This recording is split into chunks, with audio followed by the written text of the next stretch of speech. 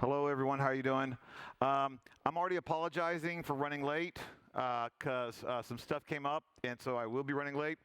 Uh, you got my slides right there? It's like, okay, there we go. So we start with, whenever I do a talk where it's like offensive and like I'm robbing people and I'm doing bad things, I always tell people, it's like, I mean, I'm not a lawyer, but I played one on the internet.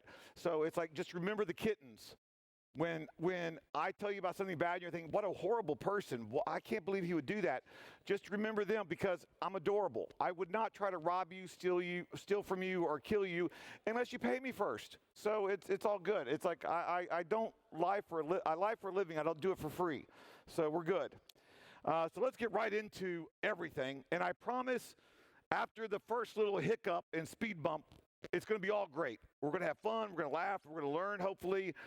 It's going to be great. This is the title of the talk, and it gave me some feedback. I got some flack for it, but I want to explain it.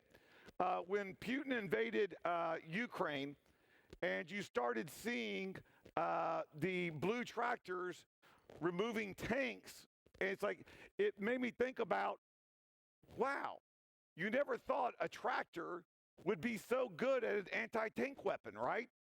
It's like I never understood that. I thought that was very cool. That was neat. And so I decided to use that as my basis of my talk because you see one thing and you're thinking, oh, this is what this is. It's a farming equipment. It's no big deal. And now all of a sudden you're like, oh, now you got like the freaking army going like, oh, I don't like this. You know, it's like, watch out, there's a tank coming, right? It's like, and so, but then also something happened.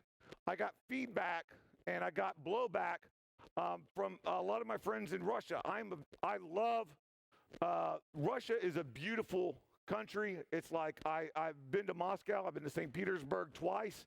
And there's an amazing community of hackers there that are all about community. And they were perceiving what I was doing was against Russia, against them. That's once again a perception. And worse, they thought I was speaking on behalf of DEF CON groups, or I was speaking that I was being political. And I was like, no, it is not about politics. It's about being a decent, basic human being. It's like, that's what it's about. So I wanted to drive that home a little bit by showing some other examples that I can get flack for. One, it's like when George W. Bush and the USA did a horrendous invasion of Iraq with no actual pretext, with no actual reason, with actual no justification. I was right out there talking about how bad that was. It's like oil should not be costing people's lives on either side. It's like, so I was very upset about that. But then we get to this, and I did this before yesterday, but this is another symbol. And that example right there is the guy throwing the shoe, a shoe, which is not big in Western culture. But to throw a shoe in Arabic culture, to show the bottom of your foot is one of the highest insults. And so that resonated with the people there. Even though we didn't perceive why the insult was so bad, the people that it was intended for did. It was the perception of what occurred. Even though we didn't figure it out, we didn't understand it fully. It's like I understood exactly when I saw what happened, but it's like, but most people didn't. But that's what that was. That was the significance of throwing a shoe. That was worse than throwing a rock or a tomato. And then also you get to here and you see the bra. And it's like, and we think that that's what the feminist movement was in the 70s. Because in the 70s, for some reason, women were upset that they were treated like, less than people. And they thought that was bad. So they started protesting. They started going out there and showing that they mattered, that their lives mattered, that being a woman should not be a death sentence. They should be equal just like anybody else. And so a woman this is the freedom trash can. It was never put on fire. That is a myth. They didn't burn their bras. They were throwing in mops and mop handles. They were throwing in lipstick cases. They were throwing in the things that were saying that society told them this is what a little girl, good girl does. This is what a little good girl has. And then a woman removed her bra, and that started a chain reaction. Because, boobies, it's like, oh, we're paying attention now. What's going on? It's like, that's what happened. And now, so many years later, I find out yesterday. Thank goodness I didn't find out before my talk. Trust me, it would have been a totally different talk. I find out that the Supreme Court has decided to turn women into breeding equipment. And I'm thinking, I have to speak up. I have to say something about that. And not because I'm a father, not because I'm a husband. That's trash. Don't ever say, oh, well, with my daughter, that happened to my daughter. It happened to a human being, period. That's all you need to know. That was another human that is happening to. And that's what you should pay attention to. I promise I do get funny in a little bit. But I am telling you, if I have a voice and I don't use it to talk to the people who don't have a voice, then I'm wasting my time here. Because what's the use of having all this male privilege if I can't talk about that I shouldn't have that privilege? It should be equal. We are all the same in this chamber. We're all hackers. We all belong here. We need more people to understand that. I am embarrassed for my country right now. And I'm talking about, this is after the Trump years. I'm embarrassed for my country right now. Because you have all these religious people talking about how they're pro-life. Well, guess what? Why is it when the baby is born, the fetus is out of the womb, you don't give about it? You're not giving it health care. You're not giving it school lunches. You're not giving it a proper education. You are not taking care of the child when it's actually alive, but instead they go to school and they get killed. Why aren't we doing something about it? If you're pro-life, show it. It's like, as the Bible says, it's like, I don't want to know you by your deeds or your actions. I know you by your actions, not your words. I'm a Christian, but I'm not a very good one because it's like I don't believe in, I'm just really tired of people talking about all these faux errors and using the Bible to hide behind it. I am telling you, people are sick of you trying to get Christ in your Christmas if they can't see the Christ in the Christian. And we need to remember that. Okay, I'm done now. Okay. This is inconsequential. I don't care. I speak. I ride my motorcycle. I play No Man's Sky. I rob banks, and I love to travel the world. That's all you need to know about me. So I am so tired of information security talking about stupid user clicked on a link. Stupid user went to a website. Stupid information security didn't properly train their users. You think humans are the weakest link? Mother, you put a snort IDS into a company, put the default rule on, and how useless is that? You're not fine-tuning the IDS. You're not trying to get it to work. You're not doing anything with it. So you got the box there. Is it actually creating a secure environment? No. Humans, your users, are the biggest intrusion detection system you're ever going to find because they do the same job day in and day out. They will know when something is unusual, but do they know who to tell? Do they feel comfortable approaching the security people that can help them?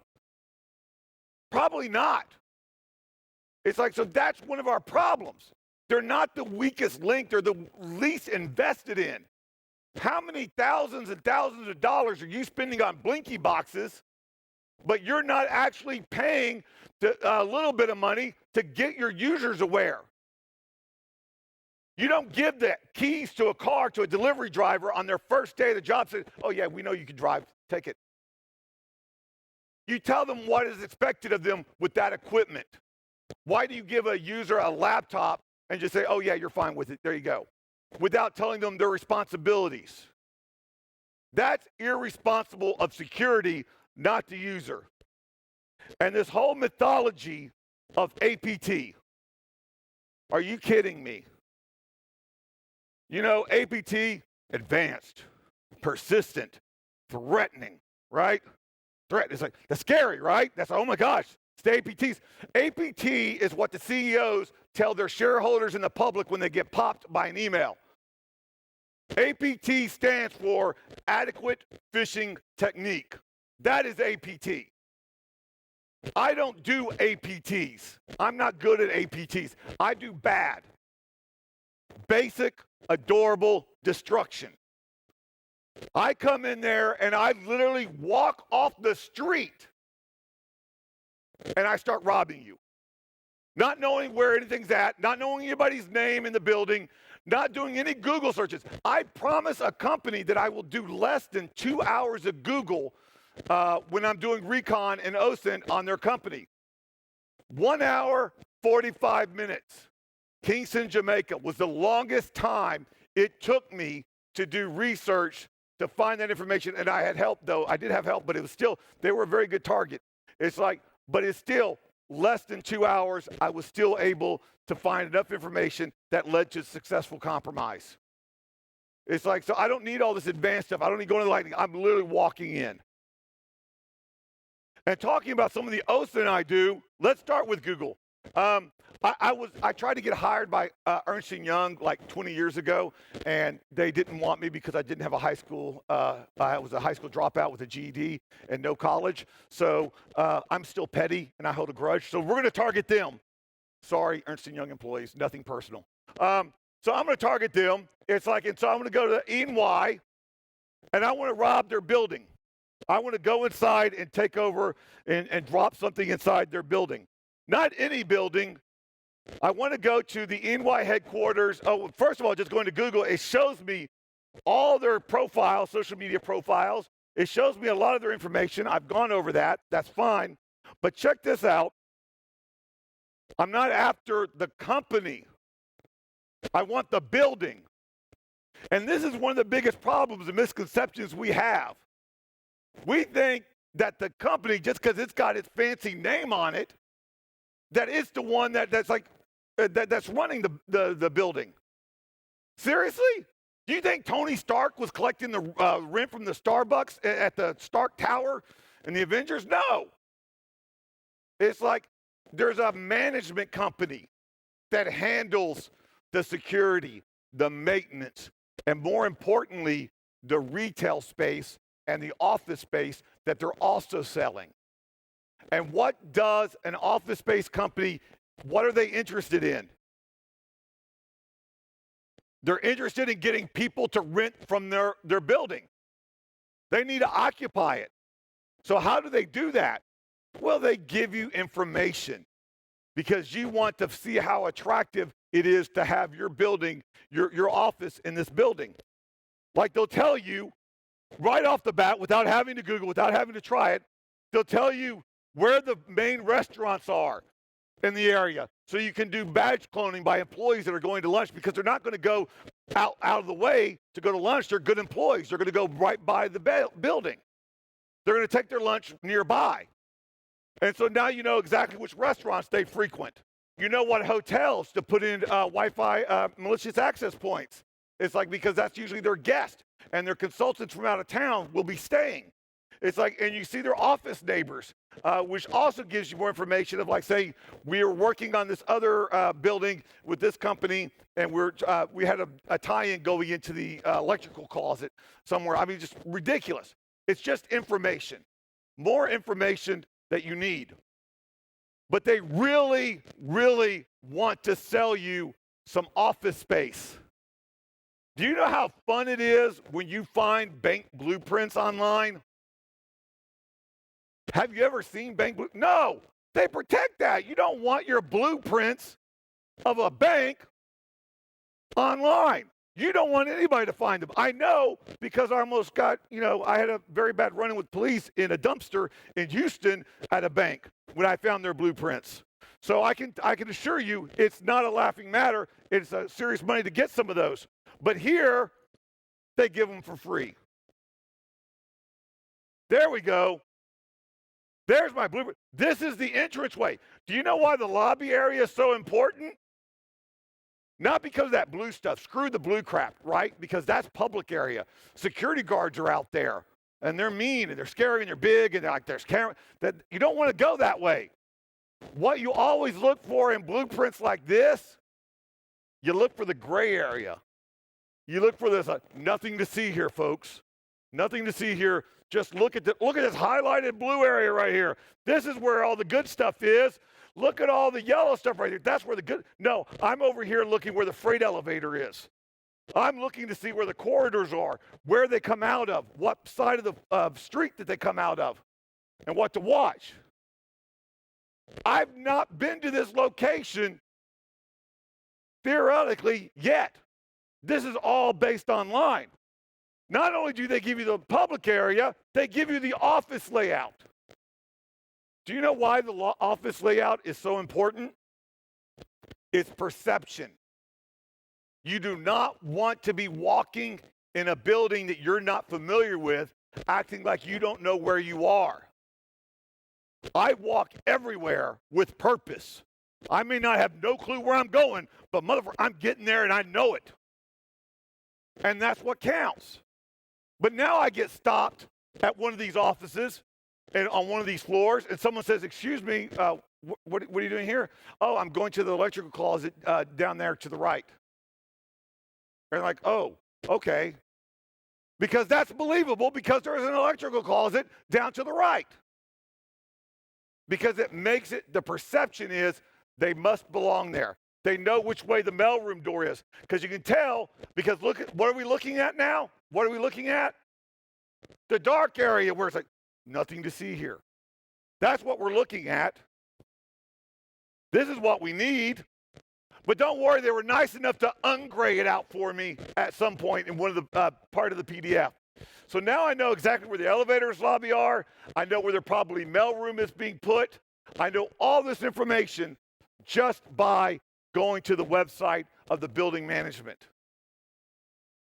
That is like less than 20 minutes. And I'm also going through social media, of course. I love this one. It's like I just went to Instagram, and I didn't go after E&Y. I just went after the building. So do you know how many employees that you have that tag your location in their Instagram post? Too many. Too many. So it's like, there you go. I got some. Not only do I have information and have pictures from inside the building, and some of them I have boardrooms and things like that. We'll show that in a little bit. But I also have names of people to attack that I know are socially active. That's awesome. And the best part is, I did it while having pizza and a Diet Pepsi on that. The same thing I'm presenting on. It's got 16 gigs of RAM, an i7 processor, 2 terabytes of hard drive space, and it'll take over a network pretty effing quickly, but it looks like a Game Boy. It looks like it's perceived to be just a game device.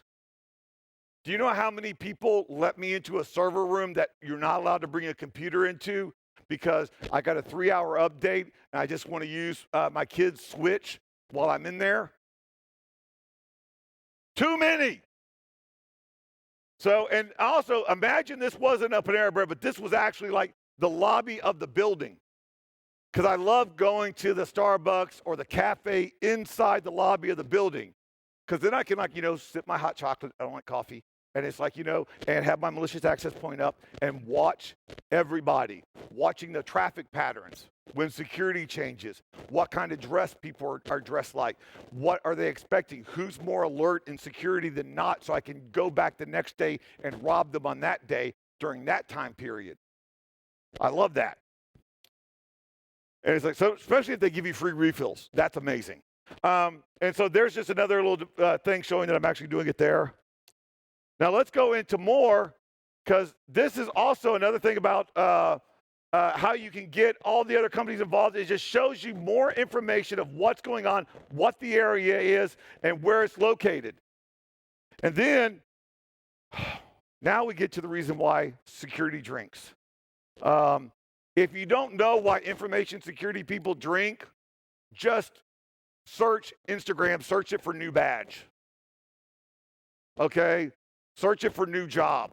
It can be depressing, I warn you. I've literally used that as a way to create a badge within 15 minutes of being on Instagram to break into a company I was attacking. And you know how I did it? I did it with the Badgie 1000. No, it's the 100, Badgie 100, I'm sorry. The only way this would be cooler if it was like the Badgie 3000, but it's only the Badgie 100. Less than $1,000 though, and instantly print your ID cards. But Jason, they don't have the RFID tag. They don't have any NFC capability. Mother, I hope not. I have literally used a blank card and gone,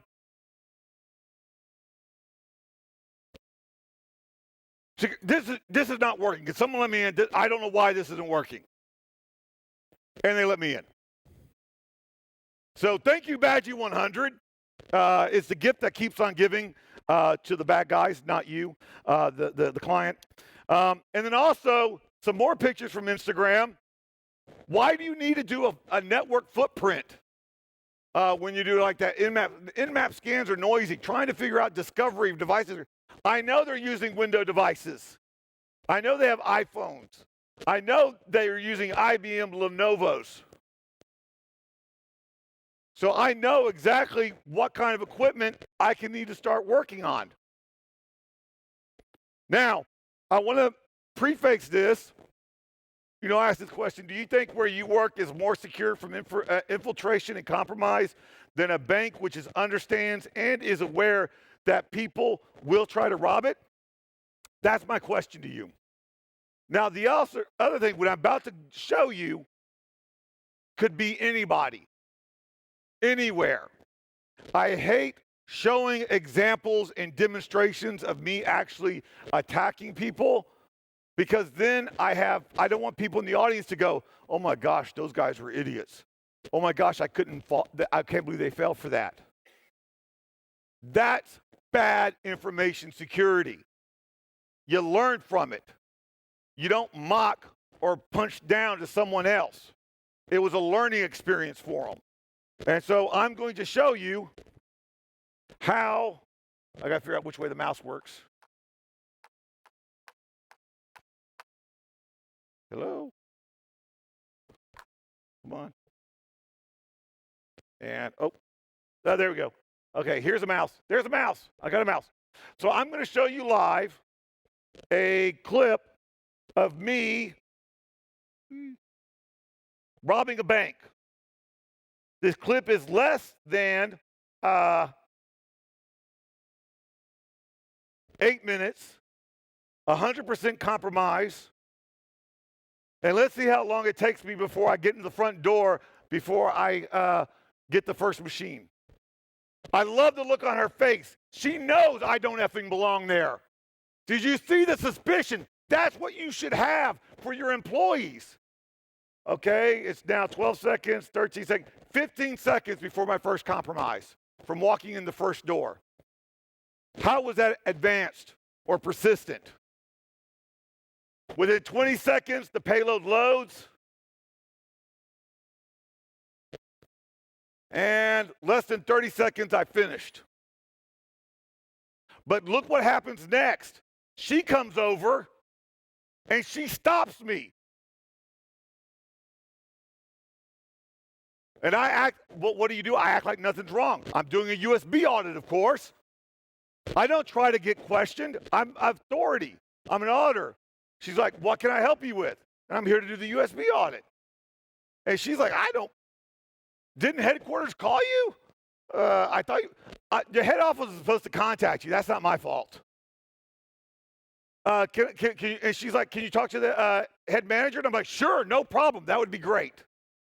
So she did everything right, except for this part. Pardon. Says like, and then I dismiss her. I say, I'll stand by. I assure that I'm going to go talk to him. Now, he thinks that she vetted me, that she thought I was legit and brought it to, and now he's just going along with it. I call that a conversation in the middle attack, because it's like I make one person say one thing's going on and the other person perceives something else happen when they're right there talking to each other.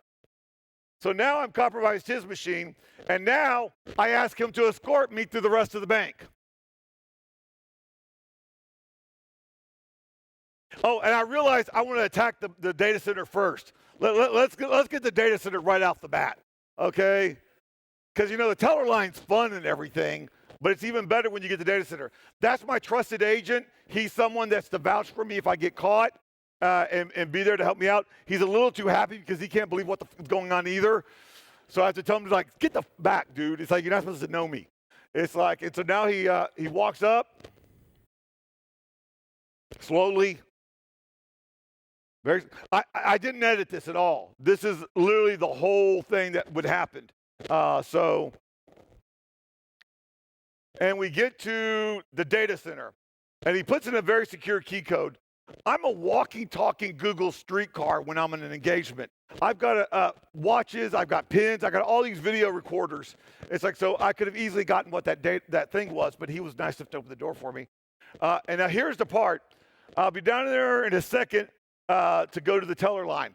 So I'm like, he left me alone in the data center. And the problem is you can't hear the sadness in my voice as I sigh. Like, why am I in here unescorted? This is not good. This was a bad thing. But then I realized he's really too good to let go. It's like, hold on, I'm coming. Let's go to the teller line now. So he helps me. He helps get me to the teller line.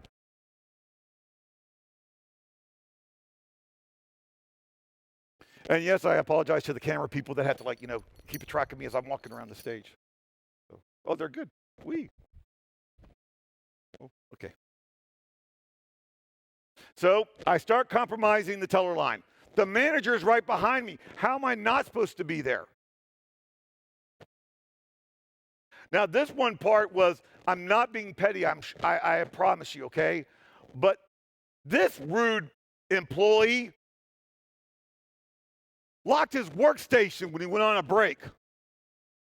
Who does that? It's like, this is like, I mean, so I had to go get the manager to go get the employee to unlock the workstation for me because I want to get 100%.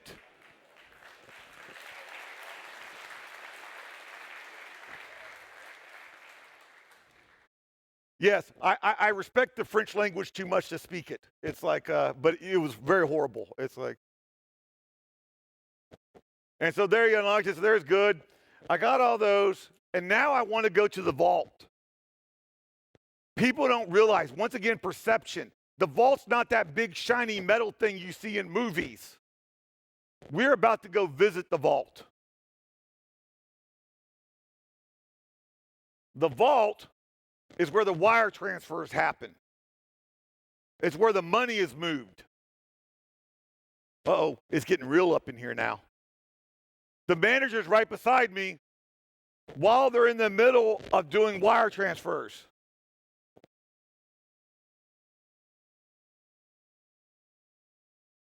My code executes. It's just Notepad. I'm not trying to be a bad person. It's like I'm not a criminal. I'm a hacker. It's like I'm trying to just do a Notepad to show them that the exploit could work. So I got in, got out. Now, I have to confess, I mentioned that I was petty. So I had to make sure that I got the girl that stopped me at the very beginning and compromised her machine too, just out of principle. So with the manager now beside me, making everything okay, I get her up out of her chair, and I compromised that machine as well. So I've compromised 100% of the machines.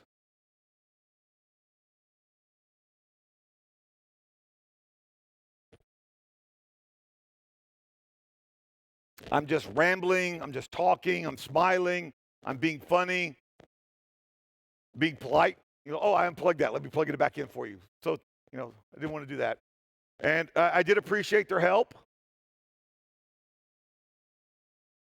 And then this was my honest reaction. How did that just happen? I was more surprised than anybody else. Can you please explain to me where, let's go to the next one. Oops, there we go. So where can you tell me that I was advanced? Where can you tell me I was being persistent? We need to stop looking like these attacks are well orchestrated, or they're going to be like you have to have all these techniques and you all have to all these things. If this is so easy, I can do it. That should scare you. I've got really bad ADHD and I'm on the spectrum. It's like, trust me, I can barely organize what my email folder looks like. And I'm robbing banks. That's a problem with the people, not a compliment on how good my skills are. We need to get better at protecting our people. And here's where we go. Here's where I talk about perception. Because watch this video. I walk in. I'm coming from the public area, but I immediately turned left to where the lady is sitting down, but she's on the phone. But I don't go to her. I just stay hidden behind the column. I stay there for a few seconds, and then I walk around like I had been talking to that lady, and now I'm coming from a trusted side. I'm coming from the private side. And so I walk in. If I would have come in straight into the lot from the lobby to behind the teller line, I would have had a bad day. They would have been like, what's going on? That machine's not even plugged in. But I had to start the process. Because then I could go to the next one going, I'm doing a USB audit. I love USB audits. I don't know what they are, but I love them.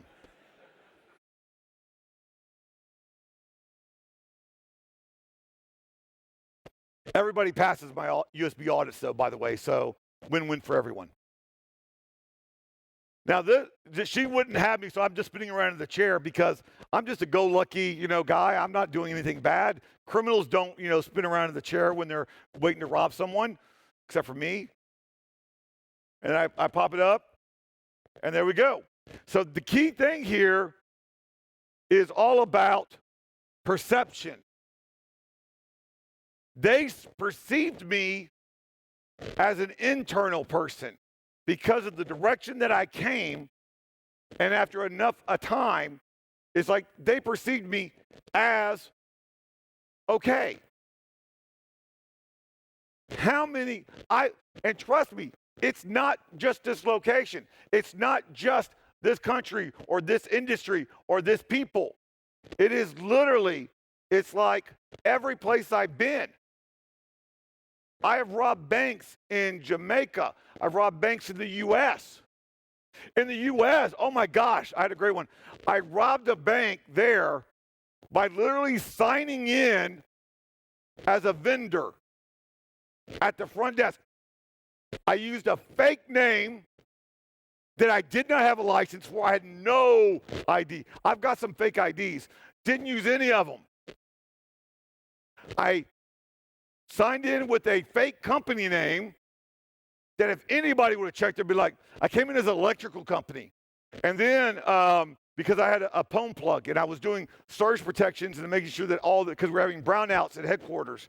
So we need to have this monitoring equipment in the voltage. And so I got that. And then I used a fake phone number that I don't even if it worked. They let me in. I got the manager to get out of their desk, off their behind their desk so I could plug the device into their underneath their desk. Did I have to do it there? No, but I thought it was funny at the time. It's like, and so that's why I did that one. But that was like, they didn't even check the names.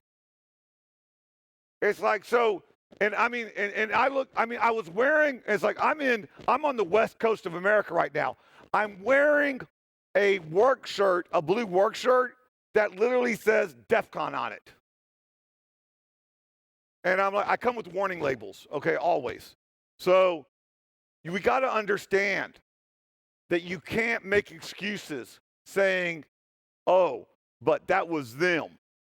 No, that's going to be you. Or it has been you. And you just don't know it. So we need to get better at treating our people as allies and part of our team than liabilities.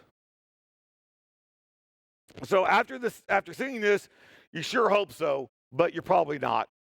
Because once again, like I said, we're dealing with perception. What people see or what they want to see. Because sometimes humans don't like seeing things. We don't like reality, so we want to find a perception or something that matches our own. That is too topical right now. It's like, so we go there and we find that information and we get those sources. Like the blue and black dress. Remember that whole thing, hysteria that hit the internet? If you don't, you're so lucky. Congratulations. So let's talk a little bit more about, make it more about us, right? More about hacking, more about breaking into places. This guy. This is me robbing one location.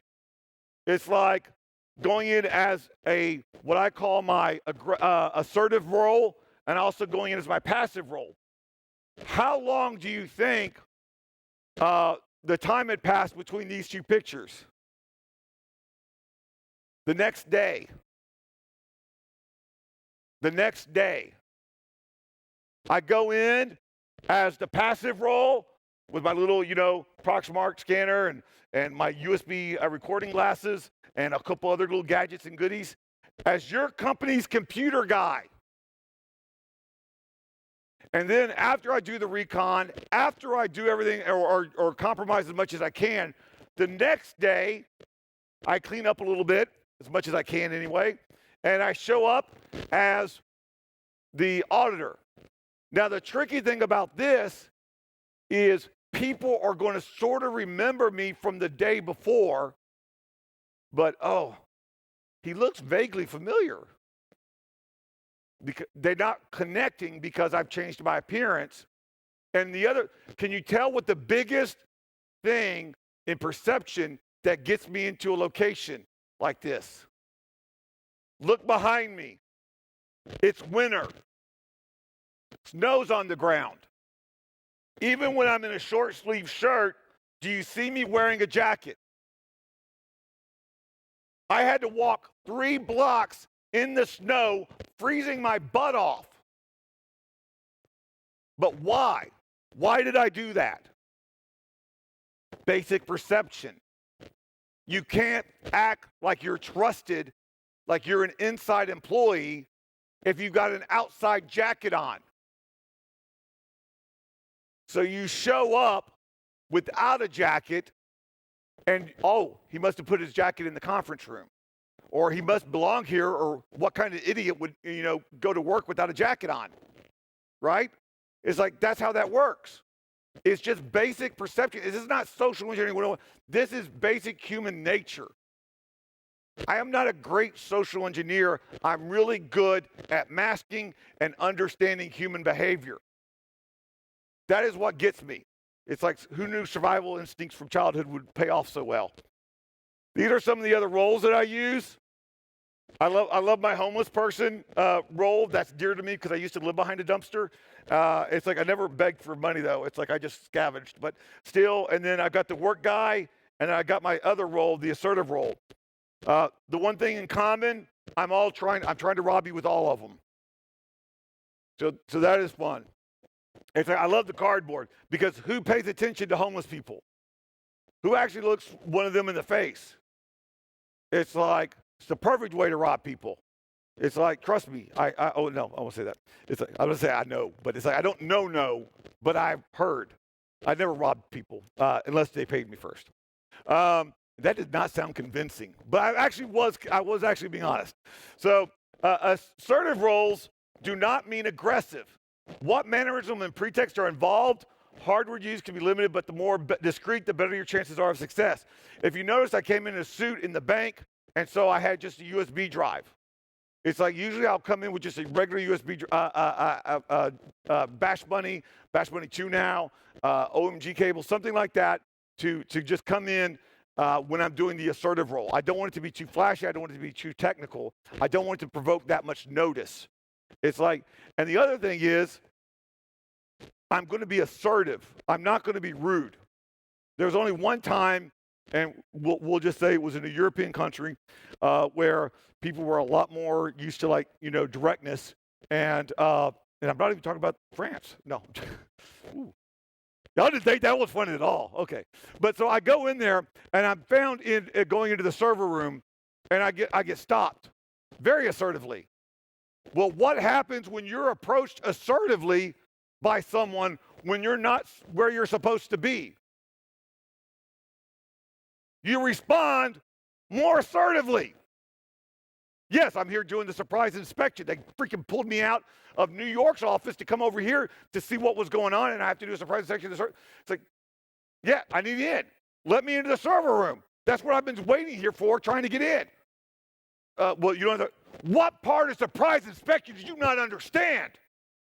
Do you think I want to be here right now? Now let me in, and I won't put your name on the report. I lied. I put the name on the report. No, I'm joking. I didn't. I never put the names of people who fail, only the people who succeed, because that's how you teach people to be better. This is what I usually look like. That's my business suit of doom on the left. I had a tailor in Beijing, Peter, amazing guy, did my shirts and did my suit. He thought I was a magician when I asked him when I told him how I wanted to build the suit, how I want the suit made. And I was like, no, Peter, I'm not a magician. It's like magicians always say, there's nothing up my sleeves. And I specifically told you to put something up my sleeves. So yes, those are my two Bash Bunnies in my little pocket sleeves. Are they really useful there? No. But is it cool? Yes. And sometimes that's all that counts. Now, can we see the 3 hacking devices in this picture? I mean, the first one's easy, the USB pin video recorder. But then we've got the high-def video camera and the watch with the 16-gig hard drive with an easy-to-attach cable, so I could download 16 gigs of your data and walk out on my watch. Who's going to notice that, right? But it's not a Rolex. And then my favorite, because I told Peter, I said, Peter, I want to have French cuffs on all my shirts. And he's like, oh, you like cufflinks? It's like, well, I like to be fancy, okay? That's why they call them French cuffs. They're fancy. It's like, no, I want them for this. One USB is a Wi-Fi adapter. So I've just turned your server into a wireless access point for me to connect to and download all your data from your internal network and broadcast it out into the parking lot. Then the other one is, oh, don't worry, that's the USB drive that has all the drivers for Windows, Linux, and Mac, so I can load the wireless adapter. And plus maybe some malware here and there. It's like if needed. But don't worry, I don't write anything to that cuff link. It's like I'm just writing to your drive and writing to your network. The receiving part comes later. Also, I have pockets. I love pockets. Women understand pockets. Why is it with Western society, it's like women can't have pockets, men can't have purses? Motherfucker, I love my purse. It's like it's got all my stuff in it. So it's like I've got pockets, and I use them very well. I do not carry all that crap with me. That is just to like be real cool looking, like, oh, look at what I could do. Well, I could do all these things. No, I don't use all those things. I've used mostly every one of those at least one point on an engagement to prove a point. But I don't use all of them at the same time. And my favorite is the back pocket. The back pocket is huge. It's the whole length of it. And I will tell you this for a fact that I know it can carry out a laptop without anybody noticing. Guaranteed, verified. So let's go to the next role, the passive role. It doesn't mean that I'm being wimpy or timid. It's like the manners I'm using is like, I'm here to help you. Help me help you. It's like, oh, instead of saying I'm doing a USB audit, I'm like, oh, I'm here doing a USB audit. We're trying to make the network faster. You tell someone you're trying to make the network faster, carte blanche, it's done. You ask a user, it's like, have you noticed the network running a little bit slow? They could be on a T1 fiber line to their desktop, and they're like, yeah, it has been running a little slow lately. It's like, I'm here to make that faster. What? What can we do for you? What do you need? I'm just everything. It's like, so yes. So you do that where you're trying to help them, but you need some help too to do that. And that's how you do the passive thing. And the hardware is amazing because you can do way more techie stuff. You can get a lot more unusual things. It's like, this is the way I usually dress. And yes, I have worn the shirt that said hacker on it while I was robbing places before. It's pretty hilarious. It's like warning labels. But yes, the black shirt says hacker, and the other patch says your company's computer guy. And yes, that is a Microsoft badge copied from the website, from Twitter, where someone posted their new Microsoft badge, which I was very thankful for. Microsoft, by the way, has updated their badges, which I appreciate the person who then tweeted that one out so I could update my badge. And I have the newer one. Do I use the newer one? No, because who knows what a Microsoft badge looks like? It looks roughly the right one, so that's what I do. And now I have the clipboard. Yes, it's the clipboard of doom. Don't judge me, I'm 12, okay? It's like the clipboard of doom is very cool because it has compartments. Like the two bash bunnies right there. And I love the fact that, yes, I have used the bash bunny where it says victim on it. It's like, that was a little weird to explain, but I figured I was able to manage it. Here is the most scariest device in my arsenal. More people need to be afraid of this. I'm not talking about the OMG cables, which are microcomputers that look like charging cables that can compromise a machine from 5 miles away. I'm not talking about those. The envelopes with a marker. I walk into a secured area that I'm in. I see an unattended desk. I see an unattended office, but they have their name badge on there. They have their name tag. They show me who's supposed to be sitting there. So what do? I take the marker, I write their name on the envelope. I put in a malicious USB drive in the envelope. Seal it up nice and tight, and I leave it on their desk, and I walk away. Who's not opening that? You received an envelope in your secured area with your name on it with a USB drive. Who's not going to plug that in? It's got to be legit. It's never legit. Okay. But also, I have more. I have my Proxmart. I can carry like my Proxmart, a Wi-Fi Pineapple, full size. I've got the Land Turtles. But the favorite one right there is the one that says hacked. That's my HDMI screen crab. Have you seen these? What it does is you connect it to the HDMI cable going to the monitor. And you know the executives have the good monitors. They're not stuck with those VGA crap things that the tellers or the other people in accounting are stuck with. They got HDMI. You know, IT's lucky if they can get DVI, right? Your executives got HDMI. So you plug this device in, and it will record everything it sees on the screen while still going through to the screen. And why is there an antenna there, Jason? Because you can access it wirelessly. You can record, take screen grabs. It's like with that. That should be frightening. How many IDSs and blinky boxes are picking that one up? Yeah, exactly. None. It's like, so let's go to the next one. These are the OMG rolls. This should not be your first choice. Too many times it's my first choice, okay? This is when you just like, I don't know what I'm gonna just wing it. You know, I call it the YOLO plan, right? You know, YOLO, let's see what happens. And so I can't tell you what certain mannerisms are pretext. Also, the hardware is totally different. I robbed a place as a TV producer. I've robbed, and actually we'll show this picture. My favorite is robbing hotels. This was actually in the south of France. I'm sure y'all recognize the area.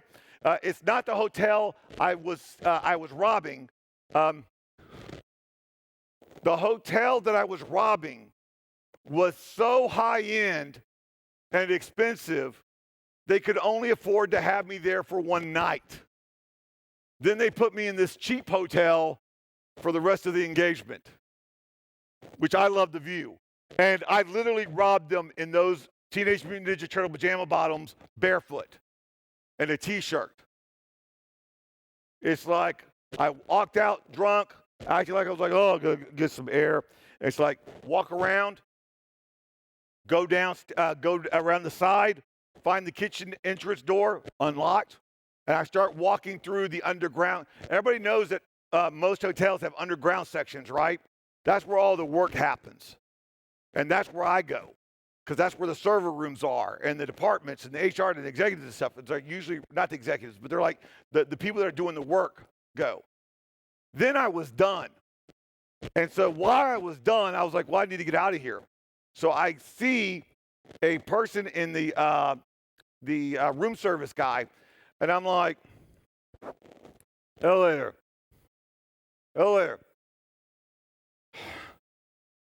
Holly, elevator. I'm not supposed to be here.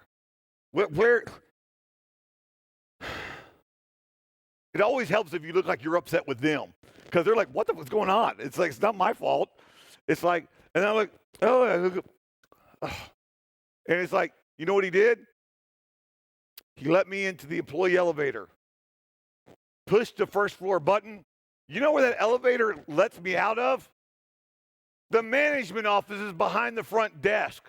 I picked up hotel master keys and an unlocked workstation on my way out. It was a 5-star hotel. They gave you everything. I loved it. So that's how simple it can be. But usually I do something like that. It's like I'm not trying to exploit you. I'm trying to educate you. So most of my payloads come with like a payload of just Notepad, or I'm using these USB drives showing up like in a pin to show them that dangers come from all different shapes and sizes. We got to stop thinking that this is how an attack is going to be. Because promise you, I will get in, okay? And you got to remember, if I do find a way in, and I usually do, you need to be worried about it, right? Because this is two people, these are two sections where someone told me I couldn't get up or I couldn't do something. And the one on the left is Nicosia Cyprus. I am 7 stories above the building, and to get up there without getting the camera to prove a point, because I was actually being petty at this point, it's like to prove the point to the guy that I was auditing, that he told me I could not get to the server rooms that had a plaster wall behind a glass window on their roof without being detected by their cameras. And I told him, like, well, if you go out the elevator lobby right there at the corner, And it's like, and you climb over around that column, even though it's 7 stories up, and get up to that vent, you can climb up and get to it, and you would not trip any cameras. But that's not, you can't do that. And I'm like, hold my jacket. And then I did it, and then I told him, it's like, there's a camera in my jacket. Will you take a picture for me? And he was nice enough to do so. This one was telling me that it's like this was a secured building because they have an anti-climbing thing around their ladder. It's for anti-climbing. And yes, that's me taking a pallet from less than 10 feet away at a dumpster, using it as a prop, and then using the anti-climbing ladder as my ladder. So you never know. So what you need to do is then make sure your employees know how to respond once I'm there. This was from January 2020, the best engagement I've ever did. This is me using a paper-printed visitor's badge that I literally copied from online. It's like, it's just a printout. It's not even the real badge. Didn't matter. I got stopped. People did the right thing. Every section I went to, I was caught because I was there the year before, and they learned the lessons. Management took it seriously, not the employees at first. It requires management to take it seriously, and then security to take it seriously, to educate the users so they will take it seriously. And so I loved it. That is the best job I've ever done because I was stopped in every section. So I don't know what time it is. That's one of the problems. So I don't know how much more time I have. I probably don't care. Wait, I said that part out loud. I'm sorry. Remember perceptions. Don't just warn your employees. Show them how these attacks occurred, not in theory, but show them real-world examples. Show them how these things happen. Show them how easy it can be. There's plenty of videos on YouTube. There are plenty of news stories out there. Show them how this happens. Interact with employees when things aren't on fire. When I worked in security and I was a supplemental officer for law enforcement, guess what? I met everybody on their worst possible day. Something horrible happened, and then I show up. Something horrible happens to them. It's always a bad day with me. But when you're talking about your employees, they can't just see you on the bad days. You need to reach out to your employees. Show them when the newest Apple update is. Show them when the newest Android updates are. Show them when there's a new bad thing going through the internet that they have to watch out for. Send them those kind of emails. Walk around and talk to them, try to get to know them, so they now understand that you're not an enemy. You're not someone trying to trip them up and make sure that they're doing the right thing, but you're someone there to help them, keep the company secure. You're not the police. You're not, the goodness, it's like you're not those kind of people. You're there to help them. You are there to actually be there for them to be better defended. Now, also, we need to start educating and empowering and enforcing the rules. What educating means, start teaching them on day one of their job responsibilities is security. How many of your employees know that if they click on a link, they can be subject to termination? How many people know that it's their responsibility to secure the equipment that they're given? They know if they go to an inappropriate website, they can be written up or fired. But why don't we equate that the same thing with them doing something that's not secure? We need to educate them to let them realize they are part of the security team. That's part of their job responsibility. If they want to continue to feed and clothe themselves or their loved ones, they have to follow the rules. And so then you empower them. You give them an extension number that they can call if they see someone suspicious, like me usually. It's like you give them an email address that they can send suspicious emails to. And when they make a mistake and click a link, you've got to make it sure where they feel comfortable enough being able to forward that to you and tell you what happened. because that means your compromise lasts 5 minutes instead of 5 months. If your employee is afraid of responding to you or admitting that they did something wrong, that's when your company fails. That's when your security fails. But if they are comfortable letting you know that they made a mistake, they do better. Oops. One last one. While you're out chasing O days, there's 7,331 days that still haven't been patched. Ignore the low-hanging fruit. Start by picking up the fruit on the ground. Everybody's like all mesmerized, like, ooh, I got O day. Oh, we've got to watch out for this new O day coming out. Motherfucker, patch MSO 867. Get that done. Who's got Eternal Blue running on their network? I don't want to hear about your O days, okay? I want to hear about what you're doing to secure your people for the things that they're actually facing, the attacks that are actually going on. Whew. And also, I want to add one last thing. Yeah, I'm done. Sorry, I'm done. This is like, so. But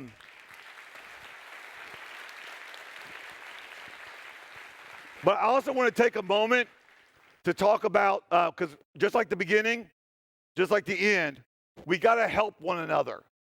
I have a friend of mine who used to be in Hong Kong, and they're an amazing hacker who literally almost lost their life to domestic abuse because they were not seen as a human. And they're trying to rebuild their life. They're trying to get together. It's like, and so that's the website for them to go and for you to donate. Because I've seen so many people donate money to get a hacker to DEF CON, but this person is trying to rebuild their life from what happened to them. It's like, and they need help as well. So that's what that's for. And that, I'm done. Thank you. Is there any questions? Do we have time for questions? Okay, we have a couple of times for some questions. Does anybody have any questions? That's okay. I'm sure the speaker that's coming after me would appreciate it if you didn't have any questions. I know I would have. I think they're done. Okay, very good. Thank you very much, guys. See y'all.